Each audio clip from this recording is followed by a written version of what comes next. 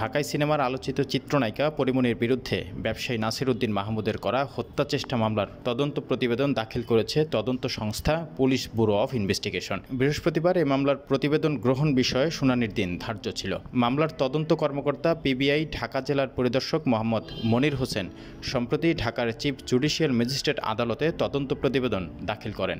তদন্ত প্রতিবেদনে বলা হয়েছে, মামলার ঘটনার চাক্ষুষ সাক্ষী তুহিন সিদ্দিকী অমির সঙ্গে জুনায়েদ বগদাদি জিমি ওরফে জিমের পূর্ব পরিচয়ের সুবাদে মাঝে মধ্যে মেসেঞ্জারে যোগাযোগ হতো এবং পরস্পরের মধ্যে বাসায় আসা যাওয়া থাকত। 2021 সালের 8 জুন তুহিন সিদ্দিকী অমি রাত 9:30টার দিকে বনানী কিংস বেকারি শপে অবস্থানকালে পরীমনির কস্টিউম ডিজাইনার জিম তাকে মেসেঞ্জারে কল করে বনানীর বাসায় যেতে অনুরোধ করে।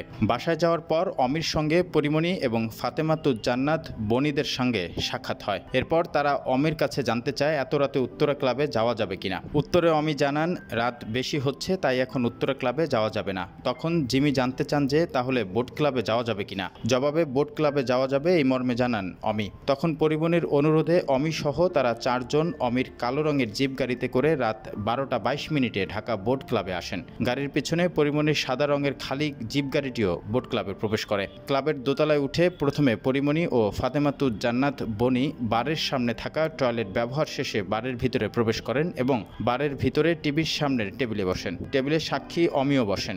সৌজন্যতার খাতিরে অমি তাদেরকে স্ন্যাক্স জাতীয় খাবার নিজ খরচে পরিবেশন করে আপ্যায়ন করতে চেয়েছিলেন, কিন্তু পরীমনি একটি 1 লিটারের ব্লু লেবেল মদের বোতল অর্ডার করেন। পরীমনি ও তার সঙ্গে থাকা জিম ও বনি নিমিষেই সেই বোতলের অ্যালকোহল পান করে বোতল খালি করে ফেলেন এবং অনুরূপ আরেকটি বোতলের অর্ডার করেন।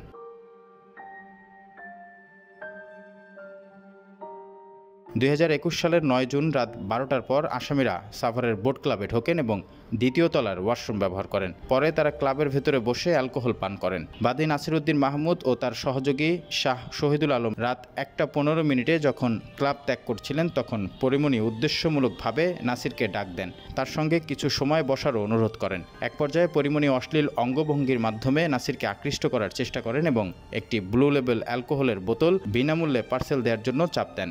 নাসির উদ্দিন এতে রাজি না হওয়ায় পরীমনি তাকে গালমন্দ করেন। নাসির এবং আসামিদের মধ্যে বাদানুবাদের এক পর্যায়ে পরীমনি বাদীর দিকে একটি সার্ভিং গ্লাস ছুঁড়ে মারেন এবং হাতে থাকা মোবাইল ফোনও ছুঁড়ে মারেন। এতে নাসির মাথায় এবং বুকে আঘাতপ্রাপ্ত হন। এই মামলায় বাদী আরও উল্লেখ করেন, পরীমনি ও তার সহযোগীরা তাকে মারধর ও হত্যার হুমকি দিয়েছেন ও বোট ক্লাবে ভাঙচুর করেছেন। এই ঘটনা ধামাচাপা দেওয়ার জন্য পরীমনি সাভার থানায় বাদী নাসির উদ্দিন সহ 2 জনের বিরুদ্ধে ধর্ষণ চেষ্টা ও হত্যা চেষ্টার অভিযোগ তুলে মামলা করেন।